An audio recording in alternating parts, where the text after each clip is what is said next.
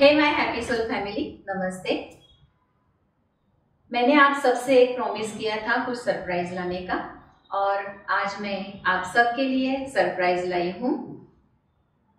व्यास पूर्णिमा के अवसर पर आज हमारे चैनल में पूर्वा मैथ्यू लोकरे और मिसेस लीना ओक मैथ्यू, ये दो गेस्ट हमारे पास आज मौजूद है। व्यास पूर्णिमा मध्ये गुरु शिष्य परंपरा, और ये दोनों माँ बेटी जो है वो गुरु शिष्य के तौर पर आज हमारे चैनल में उपस्थित है। तो मैं दोनों का हार्दिक स्वागत करती हूँ। नमस्ते लीना जी। हाय पूर्वा। हाय। अब हम शुरुआत करते हैं लीना जी के इंट्रोडक्शन से। लीना जी कॉमनवेल्थ जूडो प्लेयर रह चुकी है। First degree black belt of judo federation of India आपको प्राप्त है। वुमेन सेल्फ डिफेंस का स्वयं सिद्ध प्रोजेक्ट के अंतर्गत आप डिस्ट्रिक्ट कंट्रोलर रह चुकी है। आप टिळक नगर विद्या मंदिर और कॉलेज की प्रिंसिपल रह चुकी है। आपने बहुत सारे पुरस्कार प्राप्त किए हैं, जैसे कि बेस्ट स्पोर्ट्स टीचर अवार्ड, आदर्श महिला पुरस्कार, और सबसे बड़ी आपकी पहचान है आप विक्ट्री जूडो क्लब की फाउंडर डायरेक्टर हो। तो welcome to our happy soul channel Leena ji. Hi Purva. अभी आपकी तरफ बढ़ते हैं। पूर्वा एक थ्रू आउट मेरिट होल्डर है, चाहे वो स्टडीज हो या खेल। आज हम उनकी स्पोर्ट्स करियर के बारे में बात करते हैं। Purva Asian judo gold medalist है और best player of the Asia से गौरवान्वित है। Third degree black belt holder Purva है। उन्होंने जूडो फेडरेशन ऑफ इंडिया का नेशनल डिप्लोमा भी किया है। Coaching diploma of national institute of sports में 738, फिर एक बार बता रही हूँ आपको, 738 स्टूडेंट्स के बीच फर्स्ट रैंक आपको प्राप्त हुआ है। अब दिल थाम के सुन लो, 146 अलग अलग जूडो कॉम्पिटिशंस मैडम खेल चुकी है। उसमें 115 गोल्ड मेडल, 10 सिल्वर मेडल और 13 ब्रॉन्ज मेडल इन्हें प्राप्त है। तो ऐसी आज हम लोगों को गुरु शिष्य की जोड़ी, वैसे ही माँ बेटी की जोड़ी आज हमारे चैनल में उपस्थित है। मुझे भी बहुत बढ़िया लग रहा है। सो फिर एक बार मैं आपका वेलकम करती हूँ दोनों का। अब हम लोग थोड़ा सा बातचीत कर लेते हैं। पूर्वा, आपको मैं पूछना चाहूंगी, जूडो ट्रेनिंग की शुरुआत बचपन से आपकी कैसे हुई? सबसे पहले बहुत बहुत धन्यवाद हमें आपके चैनल पे बुलाया।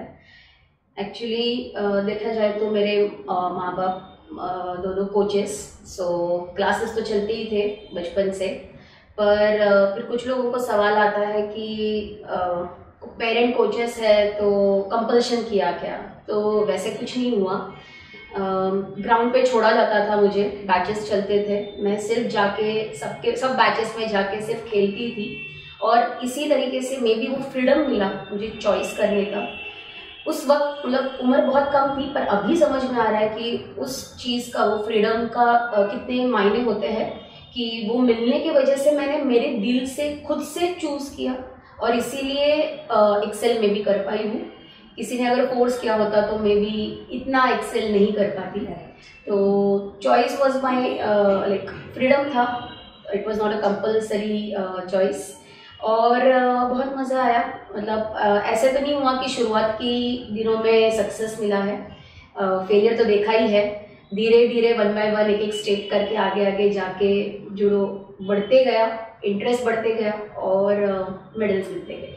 ग्रेट। ये आपकी जर्नी तो बहुत ही इंस्पिरेशनल है। मैं यहाँ पे एक थोड़ा सा बताना चाहूँगी आपको कि आपके पिताजी भी मम्मी के साथ उतना ही शेयर करते हैं आपकी अचीवमेंट में। तो आज वो किसी कारण से उपस्थित नहीं है, लेकिन उनका यहाँ जिक्र ज़रूर करना चाहिए। तो मैथ्यू सर, आपके लिए भी थोड़ा सा कुछ बोल पाओगे आप? मैथ्यू सर ने क्या आप मैथ्यू सर ने, मैं उनकी स्टूडेंट हूँ मैथ्यू सर की। मैथ्यू सर ने 1985 में मार्शल आर्ट्स की ट्रेनिंग डोंबिवली और डोंबिवली के आजू बाजू के एरिया में देना शुरू किया।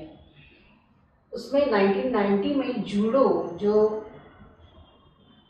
इंडिया का या एक नेशनल गेम है, स्पोर्ट्स अथॉरिटी ऑफ इंडिया का एक अप्रूव्ड गेम है, उस गेम का ट्रेनिंग उन्होंने खुद लिया पहले। और 1990 में विक्टरी जूडो क्लब की शुरुआत की उन्होंने डोंबिवली में की। डोंबिवली स्थित तिलक नगर विद्या मंदिर जो है उसमें की। वाजपेयी सर जो थे तिलक नगर विद्या मंदिर के प्रिंसिपल, उन्होंने उनको बहुत बढ़ावा दिया इस चीज़ के लिए, बहुत कोऑपरेशन दिया और ऐसे उन्होंने विक्टरी जूडो क्लब स्टार्ट किया। बहुत से स्टूडेंट्स ने, मैथ्यू सर के स्टूडेंट्स ने नेशनल इंटरनेशनल लेवल पे अपना एक यश जो बोलते हैं वो उन्होंने हासिल किया था। पूर्वा का जो बचपन है, क्या पूर्वा 5-6 साल की थी तभी से वो जूडो क्लास में उसका आना शुरू हुआ था, पर ऐसा हम लोगों ने कुछ सोचा नहीं था कि उसको जूडो ही सिखाएंगे, पर उसको लगाव हुआ था। आफ्टर ऑल जीन्स वर्क वो भी है। तो ऐसे शुरुआत मैथ्यू सर ने की थी और उनका जो अभी लेगेसी है वो पूर्वा आगे लेके जा रही है। ग्रेट।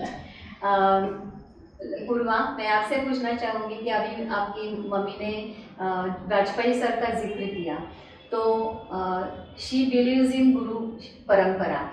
तो आप अपने मम्मी डैडी को कितना डिवोट करती हो? मीन्स आज व्यास पूर्णिमा है तो ये प्रश्न बनता ही है। Yes, as a mother and father, माँ पिता के तौर पे और गुरु के तौर पे, कोच के तौर पे, दोनों के तौर पे वो मेरे गुरु है। क्योंकि उन्होंने जन्म दिया है, उन्होंने मुझे जो मैं हूँ वो उन्होंने बनाया है, उनके संस्कार है ये। और जो अचीवमेंट किया है जूडो में वो भी उनके वजह से ही है। तो डबल तौर पे गुरु है वो मेरे। तो ज़रूर, मतलब जो मैं हूँ बेसिकली वो उनके वजह से ही हूँ in my life and also in judo. तो complete credit goes to them, because उनके बगैर ये नहीं मुमकिन हो पाता। कोच की ज़रूरत होती ही है। हमारे में कितना भी टैलेंट हो, पर अगर एक गाइड करने वाला अच्छा नहीं मिला हमें, तो अच्छा रास्ता नहीं दिखाया गया, तो हम नहीं पहुंच सकते हमारी मंजिल तक। तो आप ये कह सकती है कि हर एक के लाइफ में गुरु की बहुत बढ़िया मीन्स बड़ा पोर्शन गुरु का रहता है। अगर गुरु अच्छा मिले तो हम लोग आगे बहुत सारा अचीवमेंट सक्सेस मिल सकता है। ओके, तो अब हम पूर्वा को पूछेंगे कि एज अ पेरेंट्स आपको स्ट्रिक्टनेस या ऐसा कुछ फील हुआ? गुरु और पेरेंट दोनों का स्ट्रिक्टनेस तो था, मतलब जितना पेरेंट्स का होना चाहिए एक ग्रोइंग एज में उतना तो था। कुछ लोगों को सवाल ऐसे आते हैं कि कोच है तो घर पे कुछ स्पेशल ट्रेनिंग दी गई थी क्या कि इतना अचीवमेंट कर पाई? पर नहीं, मतलब मैं हर बार यही बोलती हूँ कि क्लब के बाहर जाने के बाद सच में इनके पास जूडो के बारे में बात करने के लिए वक्त नहीं था मेरे को। क्योंकि तभी मैं उनकी बेटी थी, तो मेरा एकेडमिक्स, मेरा बाकी की सारी चीज़ें, घर की चीज़ें, उनके करियर्स, ये भी सब चीज़ें होती है। मतलब ये थोड़ा सा मिसअंडरस्टैंडिंग है कि बाबा 24 घंटे हम लोग से जूडो के बारे में बात करते हैं, तो नहीं, ये मुमकिन नहीं है। बाकी के मतलब क्लब के बाहर जाने के बाद हम एक नॉर्मल फैमिली है, नॉर्मल कम्युनिकेशन होता है। पर यस, मतलब थोड़ा तो स्ट्रिक्टनेस था, पर वो होना भी चाहिए क्योंकि एक लिमिट तक होना कभी भी अच्छा है। पर उसकी वजह से अपब्रिंगिंग अच्छी हुई है। एक एज के बाद जो एक फ्रेंडशिप होती है शेयरिंग के लिए, वो भी हुई, सो वो ट्रांजिशन भी हुआ। तो हर लेवल पे मेरे ख्याल से they have tried their level best to give us 100%, and I hope कि इतना जो अचीव कर पाई हूँ उसकी वजह से तो उनका जो अपब्रिंगिंग था, दैट फॉर्मूला वर्कड। करेक्ट। और लीना जी, आपको मैं पूछना चाहूँगी कि हम लोगों ने पहले सुना है कि जब भी पूर्वा 10th में थी तभी उसका एकेडमिक ईयर और स्पोर्ट्स ये दोनों कॉम्बिनेशन करते करते आपकी क्या बोलते स्नेक एंड लैडर जैसा हो रहा था आपका, तो क्या बता पाओगे आप उसके 10th के बारे में, उसके एकेडमिक और स्पोर्ट्स फील्ड के बारे में? पूर्वा के जन्म से पहले ही एक्चुअली हम लोगों ने ऐसा कभी सोचा नहीं था कि वो जूडो में जाएंगी, पर जैसे पहले भी जिक्र हुआ कि हमारे साथ वो आती थी क्लब में, और क्लब में उसको इंटरेस्ट डाल के हम लोग छोड़ देते थे। ऐसा वो जूडो उसने उसके अंदर जो है जूडो वो ऐसे आया है, तो उसको कभी भी कंपल्शन किया नहीं था। पर बचपन से ही वो बहुत स्टूडियस थी, और एक टाइम मैनेजमेंट करना जो है वो हम लोगों ने उसके दिमाग में वो डाला था कि जून से लेके दिसंबर तक अगर तुम कंपटीशन में बिजी रहोगी तो जो बाकी बचा हुआ जो टाइम है उसमें तुम सिर्फ और सिर्फ स्टडीज पे फोकस करोगी, या कंपटीशन में जाने के टाइम भी, जाने के वक्त भी साथ में बुक्स लेके जाना, उधर भी थोड़ा बहुत कुछ करना, स्टडीज़ करना। कंपटीशन के आने के बाद जो भी टीचर ने बोला है कॉपीज़ और ये सब कंप्लीट करना। उसके फ्रेंड्स भी बहुत अच्छे थे, उसको बहुत कोऑपरेशन उसके फ्रेंड्स ने भी दिया था, तो उसके वजह से वो स्टूडियस जो थी उसके वजह से 10th में उसको बहुत हार्ड नहीं गया, क्योंकि 10th में वो 2 नेशनल कंपटीशन खेली, एक इंटरनेशनल कंपटीशन खेली। जून से लेकर दिसंबर तक she was busy in that competitions. एक आती थी 8-10 दिन स्कूल में गई, वापस दूसरा कंपटीशन के पहले का कैंप, इसमें पूरी बिजी थी। पर जब दिसंबर में वो पूरा ख़त्म हो गया कंपटीशन का सीज़न, तो जैन और फरवरी में उसने पूरा मन लगा के, दिल लगा के पढ़ा है। उसमें भी लैंग्वेजेस और ये सब मैंने उसको उसके प्रैक्टिस जो है वो करके लिया था। यस, तो मतलब उसका जो एक थोड़े से समय में कॉन्सेंट्रेट कैसे करना, ये प्लेयर बहुत जल्दी सीख जाता है। करेक्ट। तो प्लेयर की वो खूबी है कि अपने पास टाइम कम है, तो उस टाइम में मैं जितना पढ़ूंगी वो मन लगा के पढ़ूंगी, दिल लगा के पढ़ूंगी, तो कॉन्सेंट्रेट कैसे करना है वो हर प्लेयर सीख जाता है, अपने खेल की वजह से सीख जाता है। तो ऐसे उसने किया था, और 10 का रिजल्ट लगने के बाद तो मतलब उसके डैडी ने तो बताया था कि 90+ आना चाहिए, वो वाजपेयी सर ने भी बताया था कि 90+ आना चाहिए। बहुत प्रेशर। हाँ, तो प्रेशर, पढ़ाई का प्रेशर था। यस, रिजल्ट के दिन प्रेशर था, रिजल्ट कम आए तो कैसे मुंह दिखाऊं। यस, एक छोटा सा किस्सा, मैं और वो दोनों रिजल्ट के लिए उसके स्कूल में गए, और स्कूल से बाहर हम लोग जा रहे थे स्कूल में, तो स्टूडेंट्स उसके फ्रेंड्स सब आने लगे, कॉन्ग्रेचुलेशंस कॉन्ग्रेचुलेशंस, समझ में नहीं आ रहा क्या हो गया। तो बोर्ड देखा बड़ा सा, और बोर्ड में लिखा था Purva stood second in her school with 92% marks in 10th standard. So मतलब ऐसा नहीं है कि एक खिलाड़ी खेलता है तो सिर्फ खेलता ही है, वो वैसे ही उसका दिमाग अगर वो अच्छी तरह से यूज़ करेगा, उसका टाइम अच्छी तरह से मैनेज करेगा, तो वो साइमल्टेनियसली वो स्टडीज़ में भी अच्छा कर सकता है। और एक्चुअली एक खिलाड़ी जो है उसका एजुकेशन भी अच्छी तरह से होना चाहिए। खेलता है इसलिए एजुकेशन को नज़रअंदाज करना इट्स नॉट गुड खिलाड़ी के लिए। तो उसने वो प्रूव किया। लीना जी, आपने बहुत बड़ी सीख सब मम्मियों को दी है, मम्मियों को और डैडियों को, दोनों को दी है आपने। तो होप कि इसके आगे बच्चों के प्रेशराइज नहीं करेंगे मम्मी डैडी, और जो उनको करना है लेकिन वो बैलेंस रख के करेंगे, ऐसी आशा मैं करती हूँ कि ये बहुत बड़ी सीख आपने दी है। आपने अभी उसके एकेडमिक के बारे में बताया, लेकिन एज अ बेटी पूर्वा कैसी है?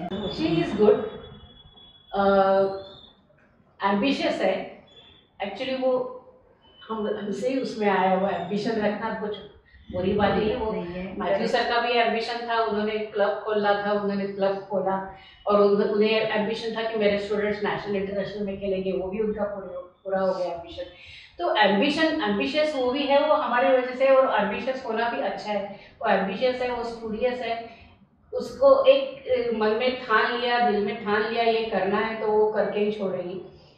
कंपटीशन के बारे में एक छोटा सा एक एक्सपीरियंस बताऊंगी कि इंटरनेशनल कंपटीशन था हैदराबाद में एशियन कंपटीशन चल रहा था और हम लोग थे उसके साथ में, तभी गए थे। तो मैथ्यू सर ने उसको बताया था कि पूर्वा इंटरनेशनल है, बहुत अलग अलग कंट्री से यहाँ बच्चे आएंगे खेलने के लिए, कैसे खेलते हैं हमें मालूम नहीं है, पर तुम्हें तुम्हारा गेम जो है वो खेलना है, तुम जैसे नेचुरल गेम खेलते हो वैसे ही खेलो तो तुम्हें सक्सेस मिलेगी और मिलना चाहिए सक्सेस। तो ये बात ध्यान में रखो। वो बात उसने ध्यान में रख के वो कंपटीशन खेली थी और उसमें उसने गोल्ड मेडल जीता था। तो एज अ कभी कभी क्या बोलते हैं वो, थोड़ा सा मैं जो कहूँगी वही होना चाहिए, ऐसा भी है थोड़ा सा उसका जिद्दी जिद है, जिद्दी है। तो जिद्दी होना एक खिलाड़ी के लिए जिद्दी होना बहुत जरूरी है। करेक्ट। पर वो जिद घर में अगर एज अ बेटी करके जब भी आप रहोगे तो वो जिद थोड़ा सा कम होना चाहिए, उसका बैलेंस रखना चाहिए। Correct correct. अभी पूर्वा, आपके लिए एज अ जूडो कोच आपका एक्सपीरियंस कैसा था, है और रहेगा आगे, क्योंकि अभी जनरेशन चेंज होता जाएगा तो उसकी वजह से। वैसे कोच करके तो इतने कुछ साल नहीं हुए, मतलब हाल ही में, फिर भी मतलब अभी बच्चे मेरे नेशनल्स में मेडल लेने लगे हैं। बच्चे मतलब उसके स्टूडेंट्स। हाँ, माय स्टूडेंट्स। तो अभी मेरा फिलहाल एक स्टूडेंट नेशनल एक्सेलेंस सेंटर में सिलेक्ट है, वो भोपाल में फिलहाल प्रैक्टिस कर रहा है। Is basically that centre is by government of India, sports authority of India के अंडर, वेयर 2028 एंड 2032 के ओलंपिक्स के लिए तैयारी होगी बच्चों की। तो हाँ, तो वो दैट इज बेसिकली सो है, मतलब बच्चों का रिजल्ट आ रहा है। बट यस, कोचिंग का जो एक्सपीरियंस है वो मैं तो बोलूँगी हर साल बदलते जा रहा है, बिकॉज हर साल नई एक बैच आ रही है बच्चों की, और उनके साथ उनके अलग तौर तरीके, उनके पेरेंट्स के अलग कुछ और अलग तरीके, ये सब डील करते करते थोड़े हमारी हाँ बहुत कसरत हो जा रही है, थोड़ी भी नहीं बहुत कसरत हो जाती है। क्योंकि कोचिंग करते वक्त ना ऐसे कहते हैं कि एक ट्रायंगल बनता है कि coach, athlete and parent. Correct. ये अगर ये ट्रायंगल बहुत अच्छे से चला तो वो बच्चा जो है, मतलब बेसिकली कोच और पेरेंट दोनों का मोटिव भी वही होता है कि उस स्टूडेंट का, उस बच्चे को जो भी उसका हाईएस्ट एम है उसमें उसको हासिल करने के लिए हमने सपोर्ट करना है। करेक्ट। तो वो अच्छे से चल जाता है। पर एक हाथ भी पहिया उसमें से थोड़ा सा गड़बड़ गया तो फिर वो बच्चे का रिजल्ट अफेक्ट होता है। तो इसीलिए हमें पेरेंट्स के साथ भी उतना इंटरेक्शन बढ़ाना पड़ता है। कभी कभी पेरेंट्स के लिए हमें कुछ सेशंस रखने पड़ते हैं कि बाबा थोड़ा सा बच्चों के एंगल से सोचो, बच्चों के लिए थोड़ा सोचो, बच्चों को अगर आपको एकेडमिक्स में रिजल्ट चाहिए तो थोड़ा यहाँ पे सपोर्ट करो, आप थोड़ा उन्हें हेल्प करो। जैसे अभी मेरे मम्मी डैडी ने हेल्प की मुझे टाइम मैनेजमेंट करने के लिए, उन्होंने थोड़ा सा एक फ्रेमवर्क दे दिया, बचपन से दे दिया, तो थोड़ा आगे मुझे हेल्प हुआ। तो आप आपके बच्चों को हेल्प करो, अभी आपके बच्चों को नहीं। तो ये बहुत सारी चीज़ें होती है बेसिकली कोचिंग में। और ऑन द मैट देखा जाए तो फिर मैं अलग ही दिखूंगी आप लोगों को। मतलब अभी आवाज भी बैठ गया उसी की वजह से, क्योंकि अभी फिलहाल कंपटीशन का सीजन अभी स्टार्ट हो रहा है, तो बच्चों के साथ प्रैक्टिस ले लेते थोड़ा सा चिल्लाना पड़ता है, तो तब भी बच्चे थोड़ा जोश आता है। बेसिकली बच्चों में जोश पैदा करना होता है। मूवीज में तो देखा है, तो ऐसे गलत मत समझो। तो थोड़ा सा बच्चों को बेसिकली चीयर करने के लिए, मोटिवेट करने के लिए थोड़ा सा करना पड़ता है। पर वो भी सालों साल तरीके सारे बदलने पड़ते हैं। And coach has to be up to date, क्योंकि ऐसे नहीं कि बाबा मैंने जब भी सीखा था या मैं जब भी खेली हूँ तभी खेलने का स्टाइल या सिखाने का स्टाइल एक अलग था। अभी अगर मैं उसी स्टाइल में मेरे बच्चों से एक्सपेक्ट करूँ कि आप लोग खेलो, या मेरे कोचेस ने मुझे जिस तरह से सिखाई है एक चीज़, अगर मैं वैसे के वैसे अभी सिखाऊँ तो नहीं होने वाला। Like my judokas are not going to sustain in their way. पर मुझे अभी के तौर तरीके लेना, मतलब मुझे एज ए मेरे तरफ से सारे coaches irrespective of the field, गुरु को हमेशा अप टू डेट रहना जरूरी है आपके बच्चों को, अगर आपका रिजल्ट अचीव करना है, टारगेट अचीव करना है। Correct, very good.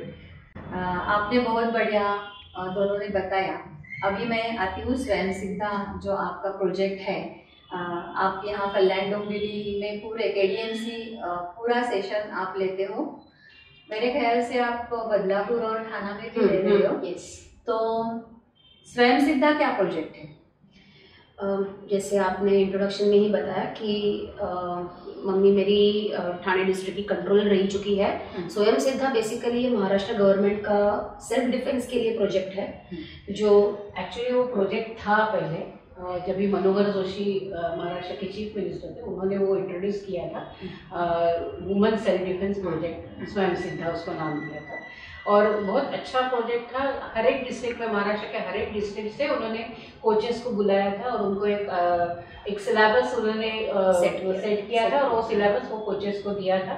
और हर कोच ने अपने अपने डिस्ट्रिक्ट में जाके वो पूरे डिस्ट्रिक्ट में महिलाओं को वो सिखाना था। वैसा वो प्रोजेक्ट था, बहुत अच्छा था। तो अभी वो महाराष्ट्र गवर्नमेंट की तरफ से वो बंद पड़ा है, पर हम लोगों ने हमारी तरफ से वो शुरू रखा है, क्योंकि आजकल हम लोग अगर देख रहे हैं कि आज के जीवन में महिला को खुद का सेल्फ डिफेंस, खुद का सेफ्टी करना आना ही चाहिए। और इसके लिए हम लोगों ने वो शुरू रखा है स्वयं सिद्धा सेल्फ डिफेंस प्रोग्राम। अभी वहाँ कब से चालू है ये? 1998 से हम लोग कर रहे हैं। अभी आगे पूर्वा कर रही है। मेरे ख्याल से आपके हस्बैंड आशुतोष भी इसमें शामिल है। आशुतोष और आप दोनों मिलके ये प्रोजेक्ट करते हो। तो अभी मैं एक ही चीज़ ऐड कर लेती हूँ। अभी सिर्फ महिलाओं के लिए नहीं, तो लड़कों के लिए, पुरुषों के लिए भी ये ज़रूरी है, क्योंकि हमने काफ़ी सारे इंसिडेंट्स अभी देखे हैं कि जहाँ पे सिर्फ लाइक जेंट्स पे, बॉयज़ पे अटैक हुए हैं अलग अलग तरीके पे। तो अभी सेल्फ डिफेंस जो हम लेते हैं सेशंस, तो वो सिर्फ लेडीज़ के लिए या गर्ल्स के लिए, फीमेल्स के लिए रेस्ट्रिक्टेड नहीं रखा है। तो मिक्स सेशंस भी होते हैं, जेंट्स के लिए अलग, मे बी फीमेल, जैसे डिमांड है।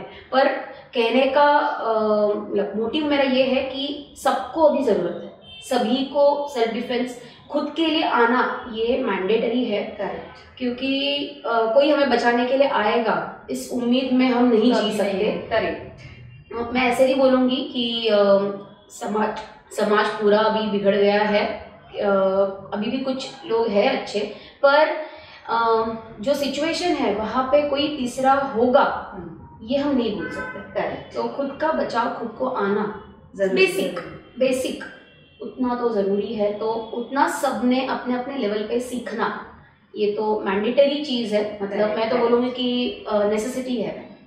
तो वो ज़रूर, मतलब मैं आपके थ्रू आपके चैनल के सारे सब्सक्राइबर्स को, आपके सारे व्यूवर्स को यही बोलूँगी कि आप भी जहाँ पे हो, wherever you are living, wherever you are there, do learn self defense and it will benefit definitely. I mean, I hope कि उसकी लाइव आपको यूज़ कभी करना ज़रूरी ना पड़े, but at least your confidence will boost and you will आपका जो एक बाहर, घर के बाहर जाने के लिए कॉन्फिडेंस जो लगता है वो अलग हो जाएगा, डर मेनली निकल जाएगा। You can anywhere you can just roam up so freely. और उसमें एज मायने नहीं रखता। हाँ। किसी भी एज के आप ये टेक्निक्स सीख सकते हो, क्योंकि बहुत सी छोटे छोटे टेक्निक्स है और इजी टेक्निक्स है। किसी भी उम्र का कोई भी होगा, या जेंट्स होगा या लेडीज होगा, कोई भी सीख सकता है और कोई भी उसमें उसका इस्तेमाल भी कर सकता है। ये छोटे टेक्निक्स। मैं एक क्वेश्चन आपको पूछना चाहूँगी कि जब ये निर्भया का केस आया था, तभी बहुत ऐसा चल रहा था कि हर मम्मी अपने बेटी को या बेटे को ऐसे बोल रही थी कि बाहर निकलते समय क्या बोलते हैं उसको, रेड चिली का पाउडर साथ में रखो, और ऐसा कुछ बोल रहे थे, पेपर स्प्रे, पेपर, हाँ, वो सब रखो साथ में, ऐसा कुछ मीन्स उस टाइम में चल रहा था।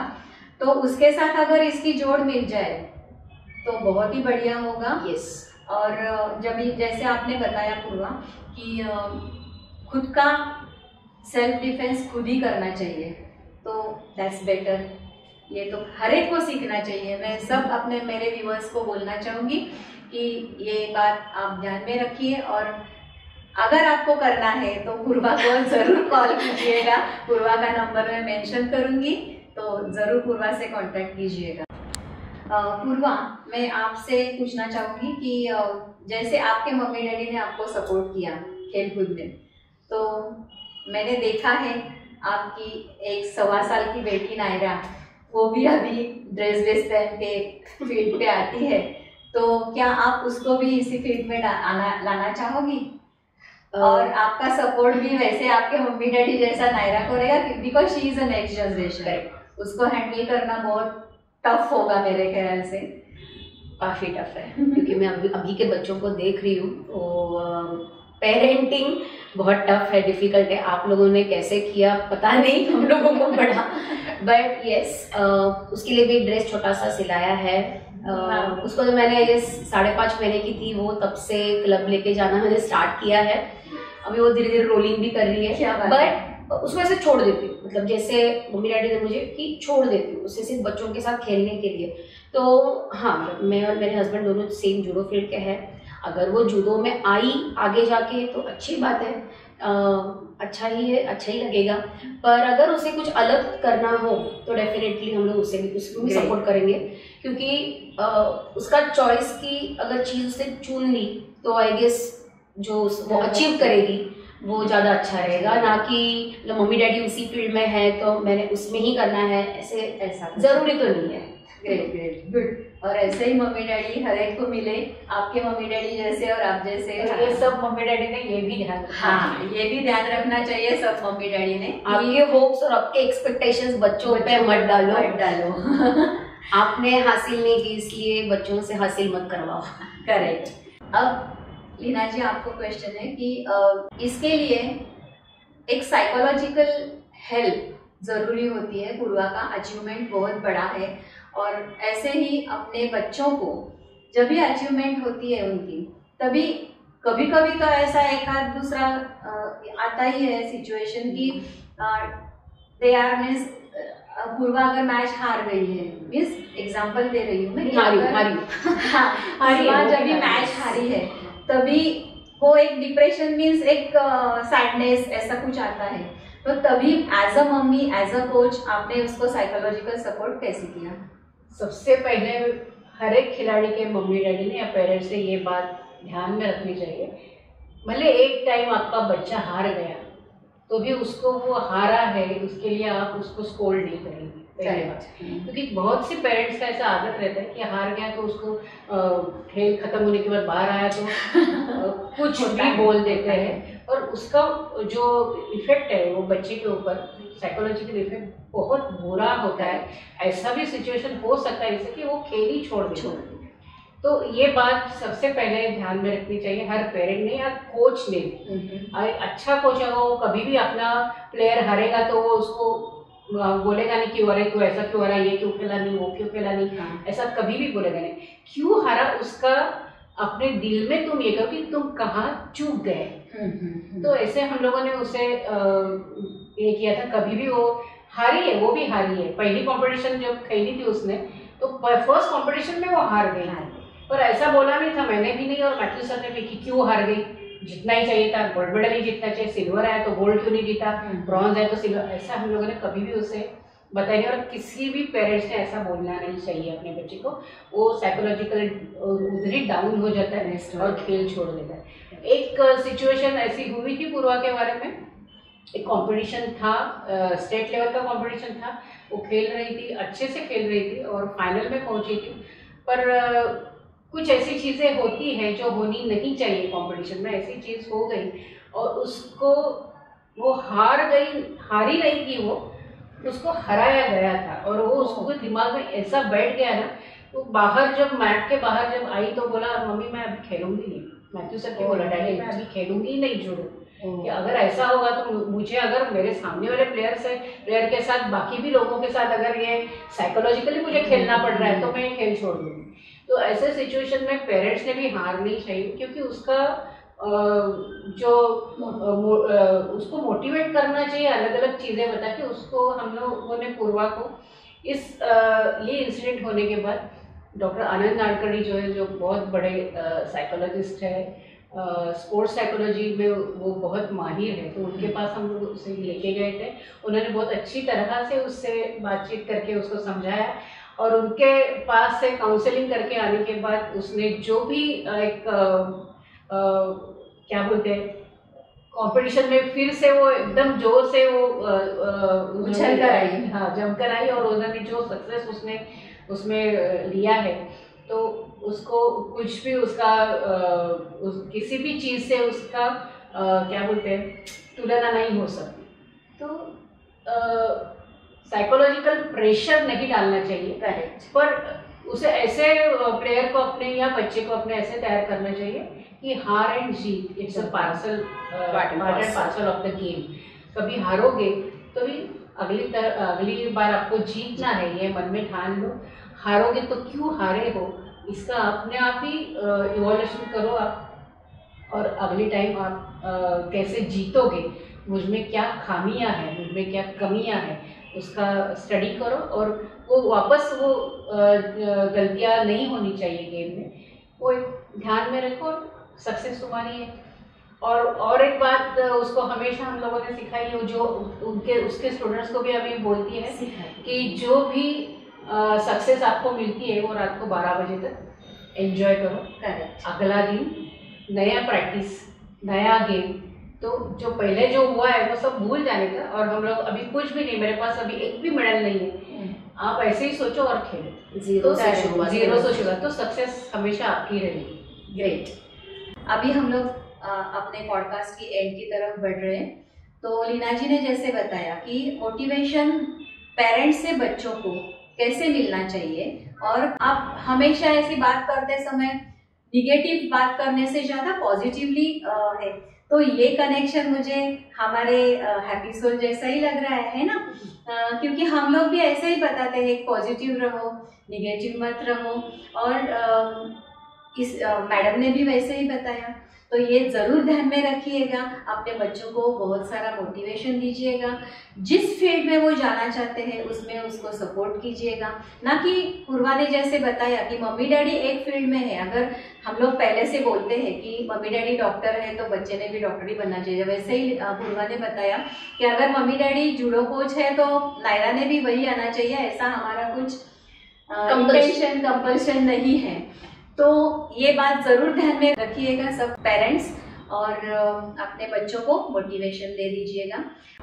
लीना जी एंड पूर्वा दोनों हमारे हैप्पी सोल को बहुत आपने हैप्पी कर दिया, और हमारे सब दर्शकों को भी आपका बहुत मीन्स आपने बहुत अच्छी तरह से समझाया। पेरेंट और बच्चों का रिलेशनशिप कैसे रहना चाहिए ये भी आपने बहुत बढ़िया तरह से आपने समझाया, तो बहुत बढ़िया लगा हम सबको। हो सब हमारे दर्शकों को भी अच्छा लगेगा। So thank you so much for coming to our channel, और बहुत सारा प्यार आप दोनों को। आज का ये पॉडकास्ट सब बच्चों के लिए और पेरेंट्स के लिए समर्पित था। मुझे लगता है आप सबको बहुत ही बढ़िया लगेगा ये पॉडकास्ट। तो आप चैनल को सब्सक्राइब करना, लाइक करना और शेयर करना मत भूलिएगा। इसी के साथ आप सबको व्यास पूर्णिमा की बहुत सारी शुभकामनाएं।